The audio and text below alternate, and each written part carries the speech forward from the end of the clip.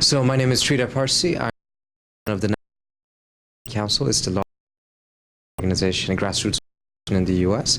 I'm also of two in foreign policy, a treacherous alliance to secret dealings of Israel, Iran, and the United States. Dealt with a different side of the Israeli-Iranian relationship that very few people knew about, as well as a single roll of the dice that came out just a few years ago that deals with Obama's policy towards Iran. I teach at Georgetown University and at Johns Hopkins University, where I teach Middle East studies. Unfortunately, it's not going to be an easy solution. It's very disheartening to see how radicalism have spread so much in the last couple of years and how the conflicts in the Middle East tend to actually get more intense rather than less intense. I fear that we are going towards an era in which we're going to see much, much more bloodshed in the next decade or two. And the reason for it, the underlying reason for it, is that the order that existed in the region before has fallen apart. That order was supported and upheld by the power of the United States. Now, many of the countries in the region and many of the groups in the region were not happy with that order. The Iranians, for instance, were very much opposed to that order because they felt that Iran deserved a much bigger role in the region than what that order permitted. But nevertheless, that order created a certain degree of stability.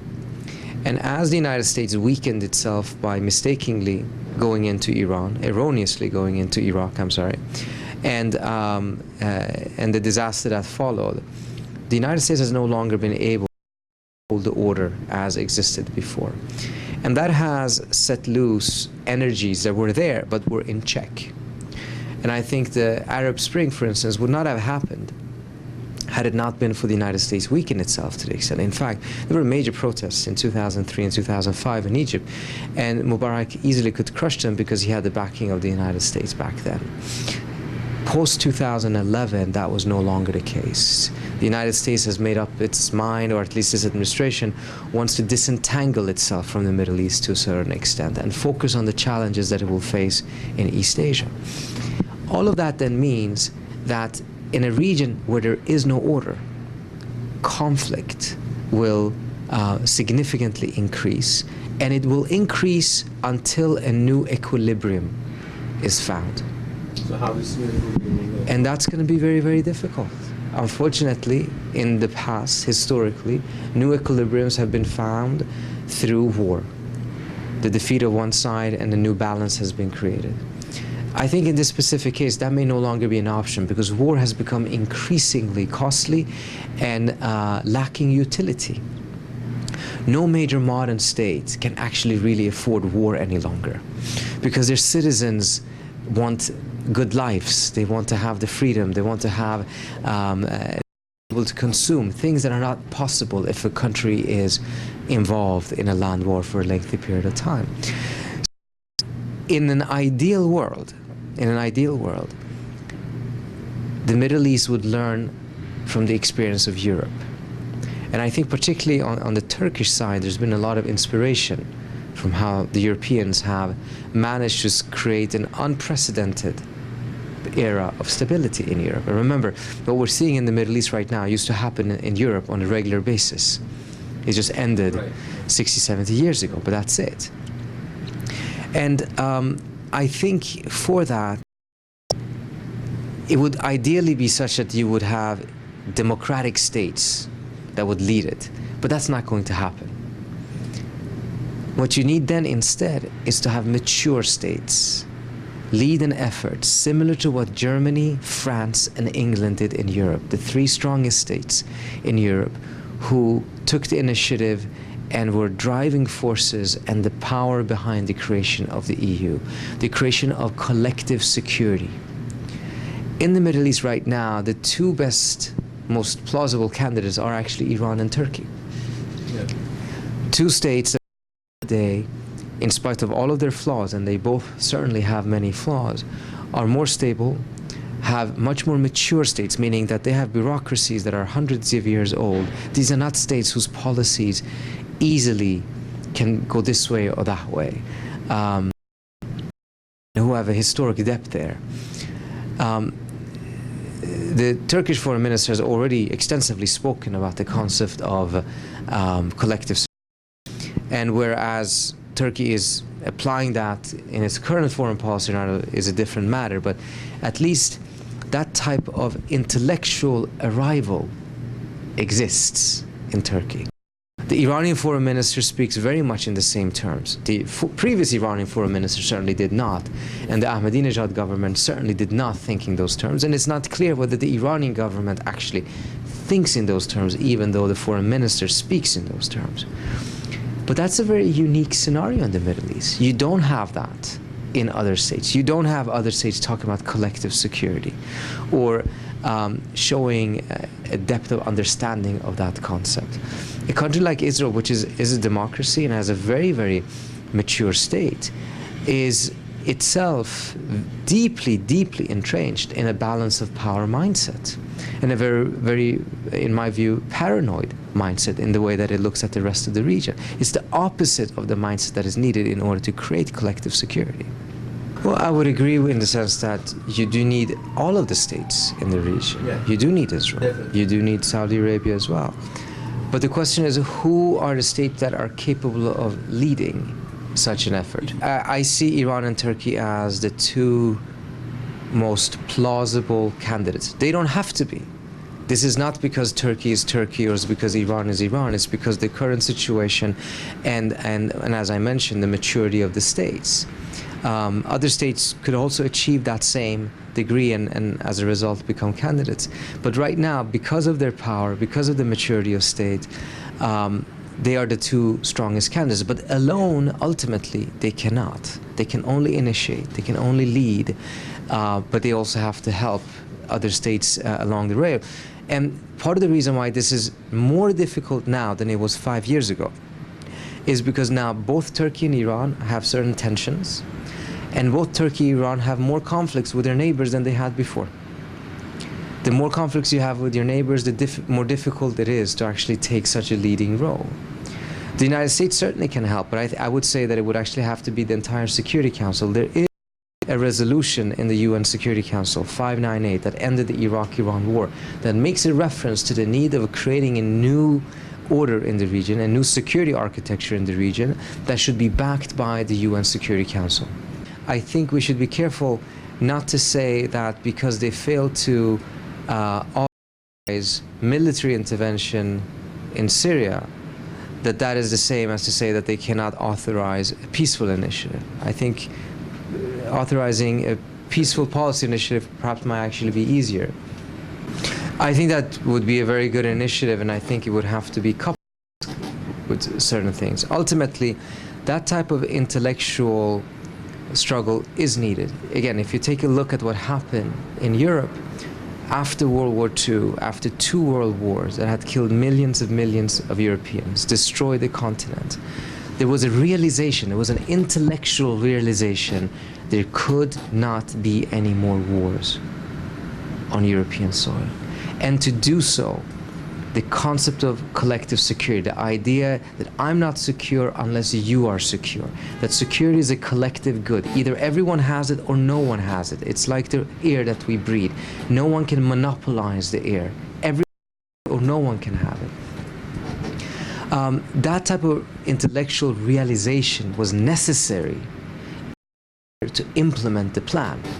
And what we're struggling with in the Middle East right now is that we're in a crisis, and we don't have the intellectual realization yet, unfortunately, and as a result, they cannot act on any plan that they don't understand. Yes. So in that sense, I would agree with you. And it's, now, whether you would have to use a religious discourse to be able to reach that or not, I think is a separate question.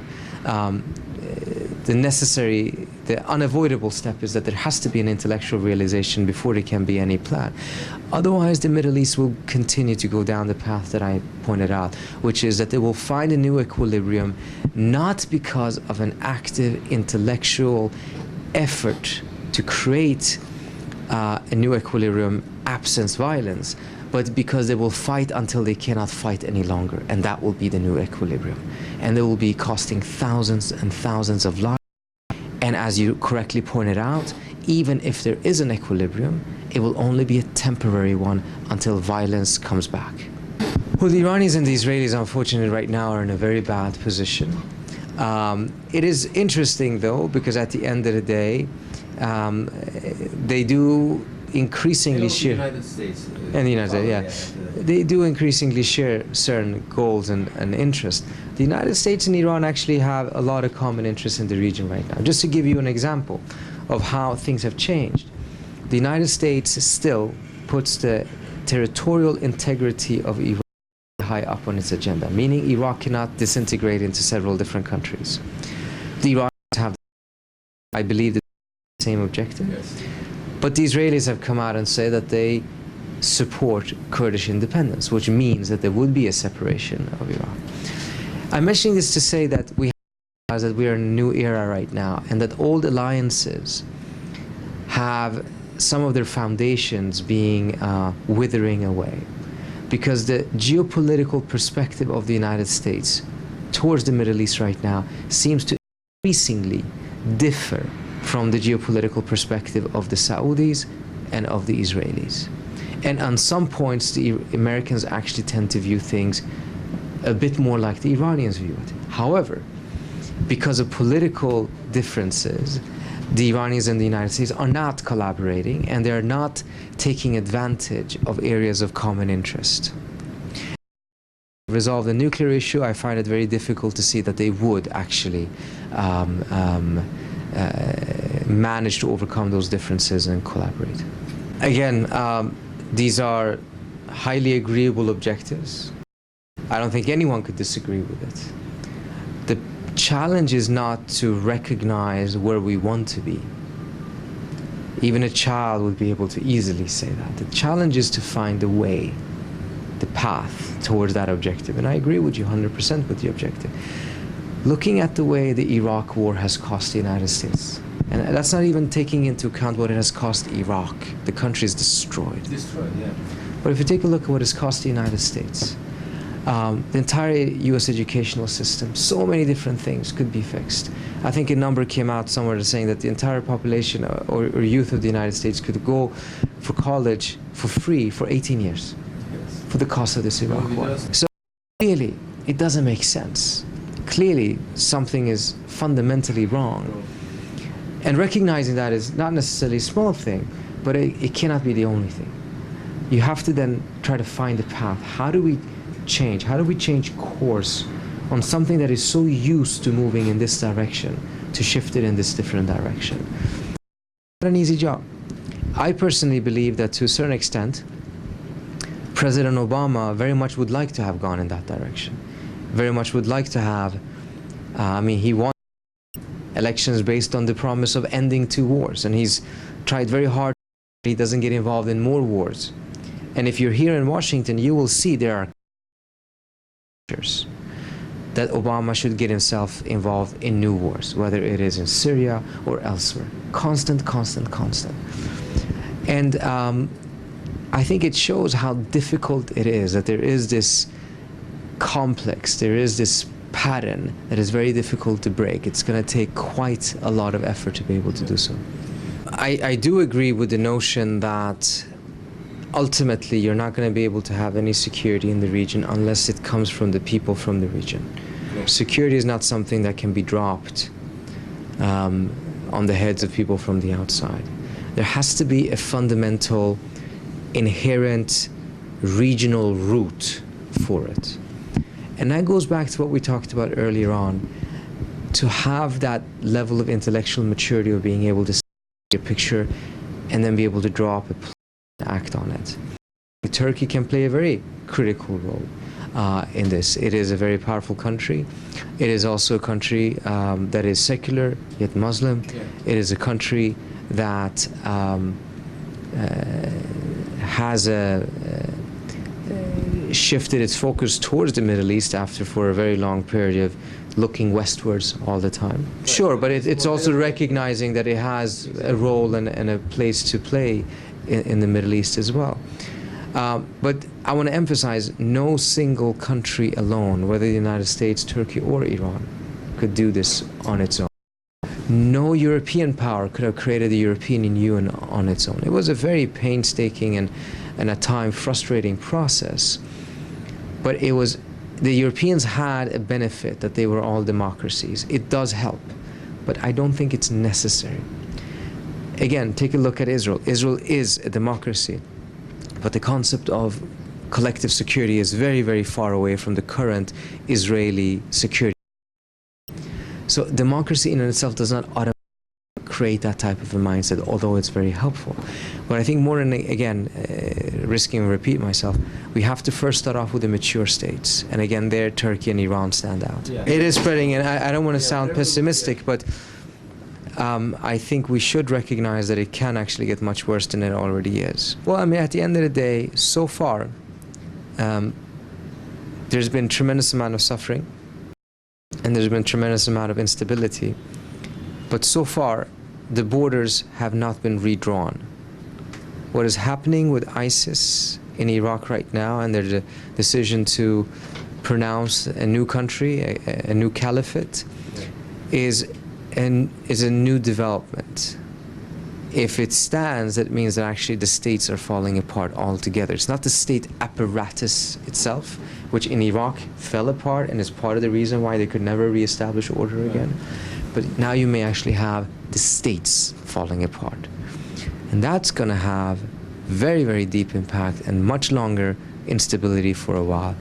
If that takes place, it's going to take much longer before we can see the light at the end of the tunnel. Yeah.